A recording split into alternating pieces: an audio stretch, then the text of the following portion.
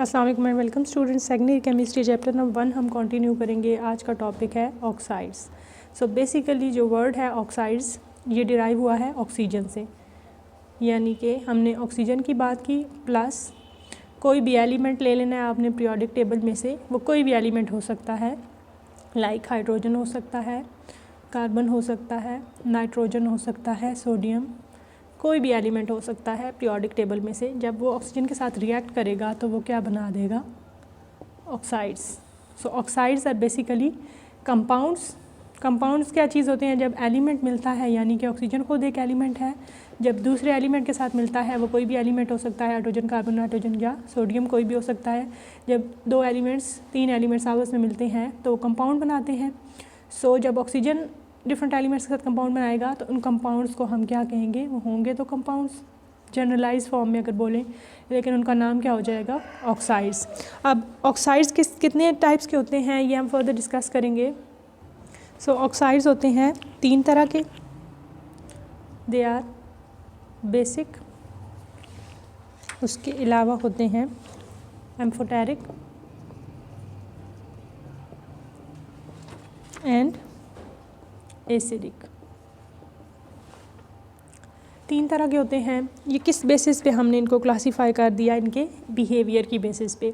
इससे पहले जो हमने हेलाइड्स और हाइड्राइड्स को क्लासिफाई किया या उनकी टाइप्स हमने बताई, वो किस बेसिस पे की थी? इंटरेक्शन की बेसिस पे। अगर आपको याद हो, अगर आपने लास्ट लेक्चर नहीं देखा और उससे प्रीवियस नहीं देखा तो वो दोनों लेक्चर्स आप लाजमी देखें। चैप्टर नंबर 1 की प्लेलिस्ट में, सेकेंड ईयर की जो प्लेलिस्ट है 12th केमिस्ट्री की, वो आप ज़रूर देखें कि उसमें पहले जो दो हाइड्राइड्स और हेलाइड्स हमने स्टडी किए हैं उनमें हमने टाइप्स जो बताई हैं वो on the basis of there interaction बताई हैं। यानी आयनिक इंटरेक्शन होगा तो आयनिक होंगे, कोवलेंट इंटरेक्शन होगा तो कोवलेंट होंगे। लेकिन यहाँ भी हमने on the basis of their behaviour बतानी है। बिहेवियर क्या है भाई? अगर हम बात करते हैं बेसिक ऑक्साइड्स की, साथ आपने ऑक्साइड भी लिख लेना है, यानी कि ये तीनों ही ऑक्सीजन के कंपाउंड्स होंगे, लेकिन कुछ बेसिक होंगे इन नेचर, कुछ एम्फोटेरिक होंगे, कुछ एसिडिक होंगे। अब हमने इनको इस तरह से क्यों डिफ़ाइन किया? अब देखें कि जो हमारे पास मेटल्स होते हैं, यानी कि इस साइड पे, लेफ़्ट साइड पे जो पीरियोडिक टेबल पे प्रेजेंट होते हैं, वो जब ऑक्साइड्स बनाते हैं, मेटल्स जब प्लस ऑक्सीजन इनका जब रिएक्शन होगा तो ये जो ऑक्साइड्स बनाएंगे वो कौन से होंगे? बेसिक। इसी तरह से जो कि दरमियान वाले एलिमेंट्स हैं पीरियोडिक टेबल के, वो कौन से ग्रुप्स के हो सकते हैं? उसमें 3b भी हो सकता है, 2b भी हो सकता है, और उसके अलावा कुछ 2a के भी हो सकते हैं। इस तरह से समझ लें कि जो दरमियान में आते हैं पीरियोडिक टेबल के एलिमेंट्स, जब ऑक्सीजन उनके साथ रिएक्ट करेगा प्लस ऑक्सीजन होगा तो जो कंपाउंड्स बनेंगे उनको हम क्या कहेंगे? एम्फोटेरिक। अब जो नॉन मेटल्स हैं जो कि इस साइड पे पीरियोडिक टेबल के प्रेजेंट हैं, लाइक फ्लोरीन, क्लोरीन, ऑक्सीजन के अलावा नाइट्रोजन, कार्बन, तो जब ये रिएक्ट करेंगे ऑक्सीजन के साथ और रिज़ल्ट में जो प्रोडक्ट में ऑक्साइड्स बनेंगे वो एसिडिक इन नेचर होंगे। क्यों होगा ऐसे? क्योंकि जो मेटल ऑक्साइड्स होते हैं उनको जब वाटर में ऐड किया जाता है तो वो बेसिस प्रोड्यूस करते हैं। ठीक है, इस बेसिस पे हम इनको बेसिक कह देते हैं। उनका बिहेवियर क्या है कि मेटल ऑक्साइड्स जो हैं उनको जब वाटर में ऐड किया जाएगा, अब मेटल ने ऑक्सीजन के साथ रिएक्ट किया, एक मेटल ऑक्साइड हमारे पास आ गया, इसको जब हमने ऐड किया वाटर में तो क्या हुआ रिज़ल्ट में कि एक बेस प्रोड्यूस हो गई। सो हमने क्या कह दिया कि ये बेसिक इन नेचर हैं, क्योंकि वाटर में जब ये जाते हैं तो ये बेसिस प्रोड्यूस करते हैं।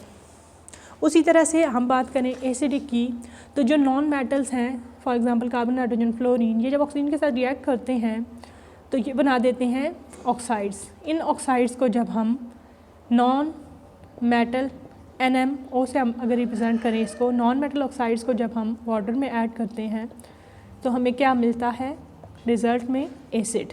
तो इसलिए हमने इनको कह दिया एसिडिक ऑक्साइड्स। इसी तरह से जब दरमियान वाले जो पीरियोडिक टेबल के एलिमेंट्स हैं वो जब ऑक्सीजन के साथ रिएक्ट करेंगे, उनको मेटल या नॉन मेटल ऑक्साइड्स नहीं कहेंगे बल्कि हम उनको एम्फोटेरिक ऑक्साइड्स कहेंगे। इसलिए कह रहे हैं कि बाज़ दफ़ा वो एसिड प्रोड्यूस करेंगे, बाज़ दफ़ा बेस प्रोड्यूस करेंगे। ये डिपेंड करता है कि वो रिएक्शन किसके साथ कर रहे हैं। तो इस तरह से हम फर्दर देखते हैं।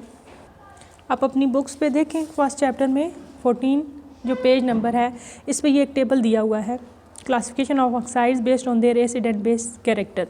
सो इसमें आप देखेंगे कि ये देखें लेफ़्ट साइड पे यहाँ पे बेसिक लिखा हुआ है, दरमियान में एम्फोटेरिक एंड देन एसिडिक, और 1 2 इसमें 2B जो है एक समझ लें एक्सेप्शनल केस है, उसके अलावा 3 4 5 6 एंड 7A, यानी कि A वाले जितने भी ग्रुप्स हैं वो सारे यहाँ पे इन्होंने डिस्कस किए हैं। लाइक आप यहाँ पे देख सकते हैं कि लिथियम सोडियम पोटाशियम के साथ जब ऑक्सीजन ने रिएक्ट करना है, यहाँ पे सिर्फ ग्रुप्स दिए हुए हैं, इन्होंने ऑक्साइड्स नहीं दिए, लेकिन इन्होंने ये बता दिया है कि अगर ऑक्सीजन ने इनके साथ रिएक्ट किया तो बेसिक बन जाएंगे, अगर इन दरमियान वालों के साथ रिएक्ट किया तो एम्फोटेरिक ऑक्साइड्स बन जाएंगी, इसी तरह से इनके साथ रिएक्ट किया तो एसिडिक ऑक्साइड्स बन जाएंगे। और मैंने आपको ऑलरेडी डिफ़ाइन कर दिया है कि क्यों इनको बेसिक एसिडिक और एम्फोटेरिक कहते हैं, क्योंकि जब वाटर में डाला जाता है ऑक्साइड्स को तो ये बेसिस प्रोड्यूस करते हैं, एसिड्स प्रोड्यूस करते हैं। एम्फोटेरिक का मतलब होता है कि वो एज अ एसिडिक ऑक्साइड भी बिहेव कर सकते हैं और बेसिक भी बिहेव कर सकते हैं। उसके बाद देखें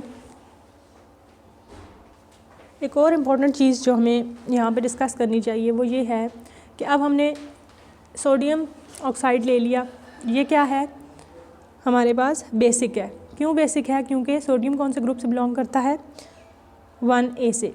तो एक बेसिक ऑक्साइड ले लिया, उसको हमने रिएक्ट करवाया। अब इसको हमने वाटर में नहीं डाला, अगर वाटर में डालते तो बेस प्रोड्यूस होती। अब इसको हमने रिएक्ट करवाना है SO3 से। सल्फ़र कहाँ से बिलोंग करता है? 6A ग्रुप से। तो ये कौन सी एसिडिक ऑक्साइड हो गई, यानी कि एक हमने बेसिक ऑक्साइड ले ली और एक हमने एसिडिक ऑक्साइड ले ली। अब हमने देखना है कि अगर दो ऑक्साइड्स को, डिफरेंट नेचर की ऑक्साइड्स को आपस में रिएक्ट करवाया जाए तो क्या होगा। तो ये देखें क्या हुआ है, ना ही एसिड प्रोड्यूस हुआ ना ही बेस, बल्कि एक सॉल्ट प्रोड्यूस हो गया हमारे पास। तो ये एक इम्पॉर्टेंट रिएक्शन है कि जब बेसिक और एसिडिक ऑक्साइड्स मिलती हैं तो क्या हमें मिलता है? रिएक्शन में, प्रोडक्ट में सॉल्ट मिलता है। नेक्स्ट हम देखते हैं, अब हमने एसिडिक ऑक्साइड का भी देख लिया, अलग से बिहेवियर भी देख लिया, दोनों को मिला के भी देख लिया। अब हम एम्फोटेरिक ऑक्साइड लेते हैं, उसका रिएक्शन करवाते हैं एक स्ट्रॉन्ग एसिड के साथ, क्योंकि ये एम्फोटेरिक ऑक्साइड है, ये एसिड है। तो ये किस तरह से, मैंने आपको बताया कि एसिडिक नेचर भी है इसकी, बेसिक भी हो सकती है। तो ये डिपेंड करेगा कि किसके साथ इसका रिएक्शन हो रहा है। फॉर एग्ज़ाम्पल अगर इसका एक स्ट्रॉन्ग एसिड के साथ रिएक्शन हो रहा है तो क्या होगा? ZnSO4 + H2O प्रोड्यूस होगा। यहाँ पे अब जो ये है ZnO, ये बेसिक ऑक्साइड के तौर पे बिहेव करेगा, क्योंकि ऑलरेडी एसिड मौजूद है तो यहाँ पे ये बेसिक ऑक्साइड की तरह बिहेव करेगा। अब एक और रिएक्शन देखते हैं, अगर इसका रिएक्शन हम करवा दें एक स्ट्रॉन्ग बेस के साथ in the presence of water तो क्या होगा? ये हमारे पास जो कंपाउंड आएगा वो होगा सोडियम ZnOH4। लेकिन यहाँ पे आप देखेंगे आपके, क्योंकि हमने ऑलरेडी एक स्ट्रॉन्ग जो है बेस वो ले ली है, सो अब ये बेसिक तो बिहेव कर नहीं सकता, तो ये एज आ एसिडिक ऑक्साइड बिहेव करेगा। तो यहाँ से आपको आइडिया हो जाएगा कि एम्फोटेरिक ऑक्साइड का क्या मतलब है, कि जब स्ट्रॉन्ग एसिड के साथ रिएक्ट करेगा तो बेसिक ऑक्साइड की तरह बिहेव करेगा, और जब बेस के साथ, स्ट्रॉन्ग बेस के साथ रिएक्ट करेगा तो एसिडिक ऑक्साइड की तरह बिहेव करेगा। सो अब आप लोगों ने याद रखने का इसको एक ट्रिक बना लेना है कि आपने ये बात भूलनी नहीं है, यानी कि मेटल ऑक्साइड को अगर आप रिप्रेजेंट करते हैं MO से, ठीक है, इसी तरह से नॉन मेटल ऑक्साइड को NO से। ये हमें पता है कि ये बेसिक है मेटल ऑक्साइड्स और नॉन मेटल ऑक्साइड क्या है? एसिडिक। तो ये आपने कोड बना लेना है MOB और NOA, NOA, MOB और NOA। तो जब भी मेटल ऑक्साइड की बात होगी तो आपने क्या कहना है कि मेटल ऑक्साइड्स जो होते हैं वो बेसिक होते हैं और नॉन मेटल ऑक्साइड्स एसिडिक होते हैं, ठीक है। फिर दरमियान वाले जो बचेंगे ट्रांजिशन मेटल्स वाले, या उसके साथ आप दूसरे ग्रुप्स को देख सकते हैं 3A, तो उसके क्या हो जाएंगे? वो एम्फोटेरिक हो जाएंगे। जो बाकी बचे वो एम्फोटेरिक, मेटालिक बेसिक और नॉन मेटालिक एसिडिक। इसके बाद हम ट्रेंड की बात करेंगे। ट्रेंड क्या होता है? दो तरह के ट्रेंड्स होते हैं, यानी कि वेरिएशन हम देखते हैं कि फॉर एग्जांपल अगर हम लेफ़्ट टू राइट मूव करते हैं तो क्या चेंजेस आते हैं इन प्रॉपर्टीज़ में, और फिर अगर हम ग्रुप में अप टू डाउन मूव करते हैं तो क्या चेंजेस आते हैं एलिमेंट्स या ऑक्साइड्स की, कंपाउंड्स की प्रॉपर्टीज़ में। सो लेफ़्ट टू राइट हम जब जाते हैं, यहाँ पे आपकी बुक में मेंशन है, फॉर एग्ज़ाम्पल आपने सोडियम से मैग्नीशियम की तरफ मूव किया, देन आप आगे एलुमिनियम पे, देन फास्फोरस का oxide, and then sulphur, and then chlorine. यानी कि ये सेकंड पीरियड जो है ये वाला आपने ये पूरा देखना है कि इसमें क्या चेंजेस आ रहे हैं। तो इसमें क्या है, इन्होंने क्या लिखा कि कौन सा कैरेक्टर था यहाँ पे, क्योंकि हमें पता था कि बेसिक था, तो जैसे ही आप बेसिक से दूर जाते जाएंगे तो वीकली बेसिक होता जाएगा। जब वीकली बेसिक होगा तो आगे एम्फोटेरिक आ जाएगा। यानी कि लेफ़्ट से राइट मूव करने के लिए अगर आपको ये चीज़ें याद हैं कि बेसिक से एसिडिक की तरफ जाना है तो आपने बेसिक से जैसे ही दूर जाना है तो वीकली बेसिक हो जाएगा, एम्फोटेरिक हो जाएगा, फिर वीकली एसिड होगा, और जैसे जैसे एसिडिक के करीब जाएगा तो फिर स्ट्रांगली एसिड हो जाएगा। यानी कि जिस चीज़ के हम करीब जाते हैं वो स्ट्रांग होती जाएगी, और जिस चीज़ से हम दूर जाते जाएंगे उसका ट्रेंड जो है वो वीक होता जाएगा। इसी तरह से अगर आप डाउन द ग्रुप मूव करते हैं, यानी कि अगर हम सेकंड ग्रुप की बात करते हैं, बेरिलियम से magnesium, calcium, strontium, barium, down the group आप आते हैं तो इसमें क्या होता है, मेटल ऑक्साइड्स जो हैं उनका बेसिक कैरेक्टर इंक्रीज़ होता है। यानी कि ये जो बेसिक कैरेक्टर है ना, अगर हम बात करें कि बेरिलियम का ज़्यादा होगा या बेरियम का, तो बेरियम का ज़्यादा होगा, क्योंकि down the group basic character जो है वो इंक्रीज़ होगा। तो ये सारा था रिलेटेड टू दी ऑक्साइड्स, उनकी प्रॉपर्टीज़। एक और बात जो जहाँ पे आपकी बुक में दी हुई है, ये आप देख लें कि इन्होंने क्या कहा है कि oxidation state of metal also affect the acidic basic character of its oxides. The acidic character increasing oxidation state. यानी कि एसिडिक कैरेक्टर कब इंक्रीज़ होगा, जब ऑक्सीडेशन स्टेट जो है वो इंक्रीज़ होती जाएगी। यानी कि अब ऑक्सीजन में O7 है नीचे, तो -1 चार्ज होता है, तो ऑक्सीजन के ऊपर -7 हो जाएगा, तो यानी इस कंपाउंड में ऑक्सीजन की सबसे ज़्यादा है ऑक्सीडेशन स्टेट। तो इसलिए सबसे ज़्यादा एसिडिक कौन सा होगा, जिसमें ऑक्सीजन की ऑक्सीडेशन स्टेट सबसे ज़्यादा होगी। ये बात आपने याद रखनी है कि ये MCQs में भी आ सकता है कि एसिडिक कैरेक्टर किस में ज़्यादा होगा, जिसकी ऑक्सीडेशन स्टेट ज़्यादा होगी। So this was all related to the oxides, their properties. तो ये आज हमारा जो है ना पीरियोडिक रिलेशनशिप इन कंपाउंड्स वाला जो टॉपिक है वो एंड हो रहा है। तीनों जो कंपाउंड्स थे वो हमने तीनों तरह के कंपाउंड स्टडी कर लिए, हेलाइड्स, हैलोजेंस के। थोड़ी सी कंपैरेटिव स्टडी कर लेते हैं, like halides, hydrides and then oxides. ये किसके हो गए कंपाउंड्स, हैलोजेंस के। हैलोजेंस मतलब 7A ग्रुप एलिमेंट्स जब किसी दूसरे एलिमेंट के साथ मिलते हैं तो क्या बनाते हैं, हेलाइड्स। इस तरह से हाइड्राइड्स की बात करते हैं तो जब हाइड्रोजन ने कंबाइन करना है किसी भी दूसरे एलिमेंट के साथ, जो कंपाउंड बनेगा उसको हम क्या कहेंगे, हाइड्राइड। इस तरह से ऑक्साइड्स क्या होंगे, जब ऑक्सीजन मिलेगा पीरियोडिक टेबल के किसी भी दूसरे एलिमेंट के साथ, ऑक्सीजन की क्वांटिटी ज़्यादा भी हो सकती है, नंबर 1 2 3 4 तक जा सकता है। इसी तरह से हाइड्रोजन भी 1 2 3, यानी कि वो डिपेंड करता है किस ग्रुप के साथ जो है हाइड्रोजन एलिमेंट्स कंबाइन करके कंपाउंड्स बना रहा है। तो अगर 1 ग्रुप होगा तो 1 हाइड्रोजन होगा, 2 होगा तो 2 हाइड्रोजन हो जाएंगे, 3 और 4 हाइड्रोजन बढ़ते जाएंगे। यानी कि अगर आप अपने पास से अपने माइंड से कोई कंपाउंड लिखना चाहते हैं तो आपने ऑक्सीडेशन स्टेट का ये ख्याल रखना है कि जिस ग्रुप के एलिमेंट के साथ हाइड्रोजन ने कंपाउंड बनाना है, इतने ही हाइड्रोजन जो हैं उनका नंबर आपने साथ लिख देना है। अगर सोडियम हाइड्राइड है तो आप लिख देंगे NaH। क्यों आपने ऐसे लिखा, क्योंकि सोडियम के ऊपर प्लस इसी तरह से चार्ज है और हाइड्रोजन जो है इसके ऊपर भी एक ही चार्ज है। उसके अलावा आप हैलोजेंस की अगर बात करते हैं तो NaCl लिखते हैं, आप NaCl2 नहीं लिखते।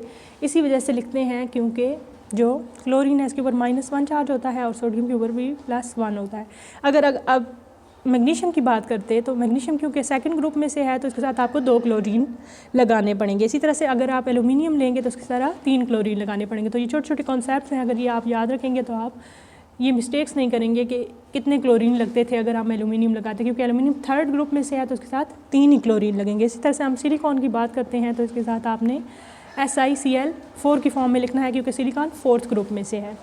तो इसी तरह से हाइड्राइड्स भी हैं, वो ग्रुप के साथ हाइड्रोजन नंबर जो है वो चेंज होता जाएगा। फॉर एग्जांपल हम बेरिलियम की बात करते हैं तो इसमें बेरिलियम क्योंकि सेकंड ग्रुप में से है आपने साथ 2 हाइड्रोजन लगा देने हैं। तो हाइड्राइड की जब आप एग्जांपल्स लिख रहे होंगे तो जैसे जैसे आप ग्रुप्स में उस तरह मूव करते जाएंगे तो आप साथ हाइड्रोजन जो है बढ़ाते जाएंगे, 4 तक बढ़ाएंगे और फिर आगे आप 5 में कम करना शुरू कर देंगे। यानी 5th ग्रुप में आपने फिर से 4 की जगह पे 5 नहीं लगाना आपने, क्योंकि 4 के बाद 5 आ रहा है, आपने वहाँ पे 3 लगाना है। फिर 6 में जाएंगे तो वहाँ पे 2 हो जाएगा, इस तरह 7 में जाएंगे तो 1 हो जाएगा।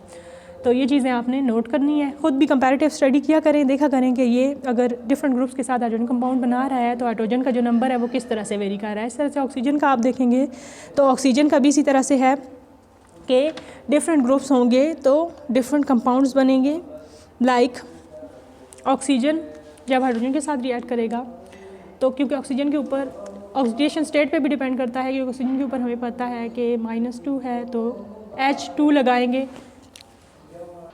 अगर अब टाइप्स की बात करें तो क्योंकि हमने इनको किस बेसिस पे क्लासीफाई किया था हेलाइड्स और हाइड्राइड्स को, on the basis of there interaction, तो वो आयनिक कोवलेंट आपने याद रखना है।